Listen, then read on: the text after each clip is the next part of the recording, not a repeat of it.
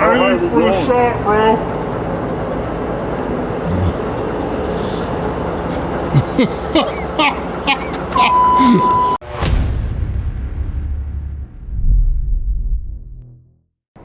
What's up? So you guys have asked for a new Squarebody episode for a while now. We're finally at the point where we can bring you one. So on today's episode, you will see us getting the truck back from Frank, tearing down the chassis, sending the chassis out to Pat Coast Powder, and then a couple days ago we got the chassis back. The chassis is fully plumbed and wired, and we are ready to set the cab back on and begin wiring the entire truck and making this thing run and drive. All right, let's get into it.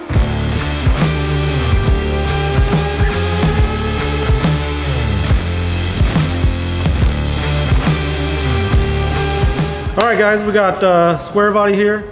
We put this whole truck together to mock everything up, do exhaust, do any tabs, trans cooler, stuff like that, make sure everything fits. The reason we test everything out while the chassis and everything else is not powder coated and bare metal is so we know if everything's gonna clear. That way, when it comes back from powder coat, it's just putting everything back together. No issues, no cutting, no welding. So that's where we're at.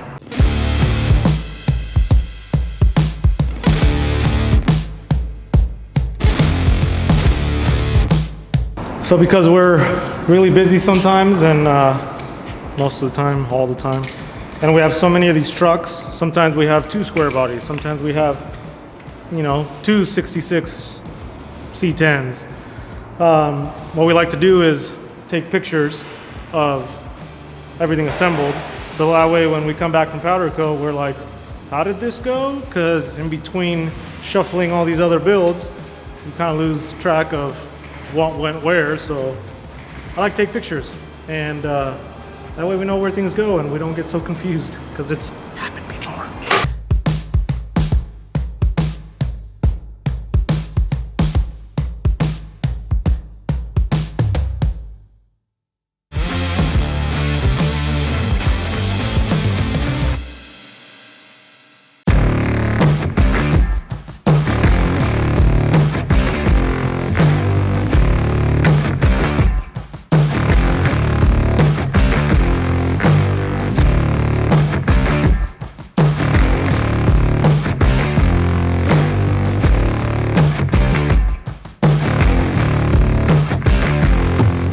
So we have E-level sensor wire into the frame. We put a little bolt-on plate right here. Passenger side runs over because there's no way to get across because it's boxed and then welded. So we came along here, which we're going to do the same thing with the hard line for the passenger side airline. Driver side airline will come out, and the two 3/8" aluminum tubing that will bend up will go into here. Those go into the two 3/16 lines that you saw, along with this Acura sensor and the driver's side sensor is already in there. They come out, we've got an access hole right here, which we'll use to pull from here to here, but we'll also come out of here with our brake light wires and fuel pump wires so they can go into the cab. We've got another hole back there so that we can pull from here to there, since the GSI frames have a bunch of internal structuring, which is great for strength, but makes it really hard to run wires and hoses and airlines through. So we got another hole there, so then we'll get from there and we'll run up and over. We've got a hidden hole underneath the notch, so we'll pull to that hole, and then we'll go from that hole to the very back of the frame. Easy. We're making brake lines, and we run a 37-degree flare on these because they're AN. JIC, whatever you want to call it. So when you use this little guy, cut it, it leaves burr inside. So then you grab one of these, which is countersink deburring tool, put it on a drill, and then you grab the fish and you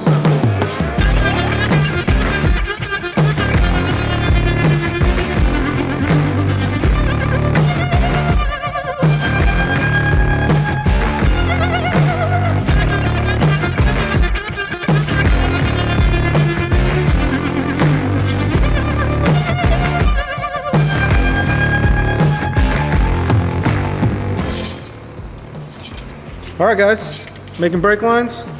Now a little tip, buy one of these. It's a brake line straightener. When you order a brake line, it comes in a spool. So you run this through and it straightens it out. Makes life a little easier. We're waiting on Hector. He's been just making lines all day.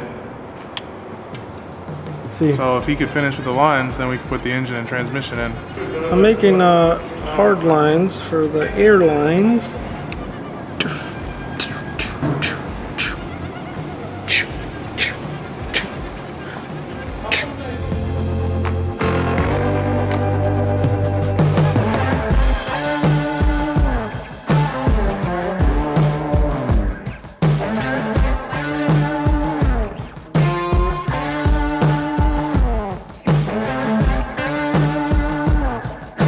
Time for the engine to go in.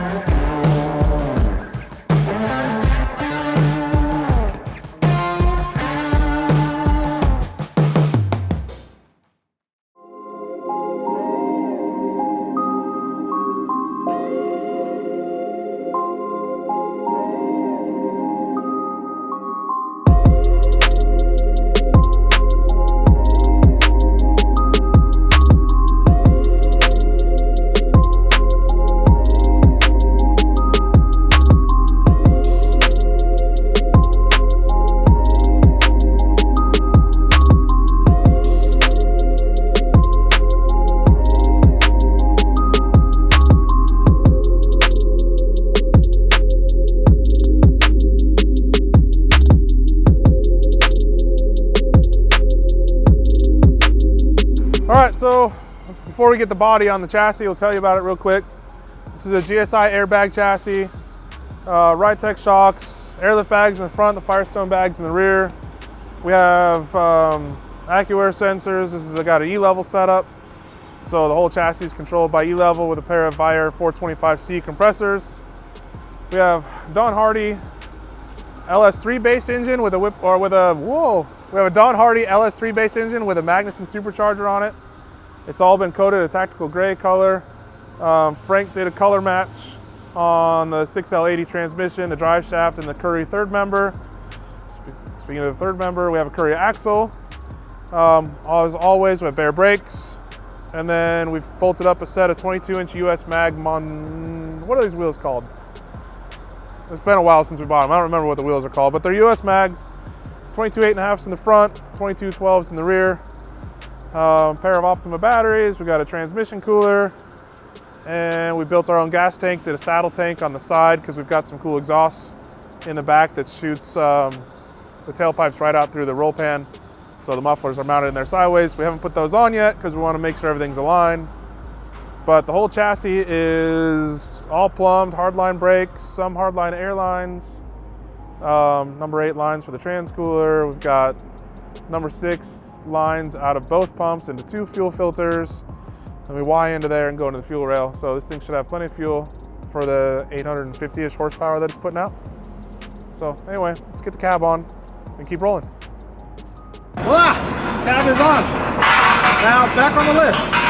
Okay, so, wow, you're not supposed to say either of those words, huh? We have the cab on. Olin is bolting it down right now. Pyle's finishing up the AccuAir wiring. And that's gonna be probably a wrap for this video. I know everybody's been asking for these. So here you go, you're welcome. Thanks for watching though. And stay tuned for the next one. Oh yeah, hold on. Like, subscribe, subscribe I think is the important thing. The notification bell, so that way you watch the next one without having to hear me talk about telling you to watch the next ones. And if you want some merch, go down to tray5customs.com. Yeah, I'm not very good at that part.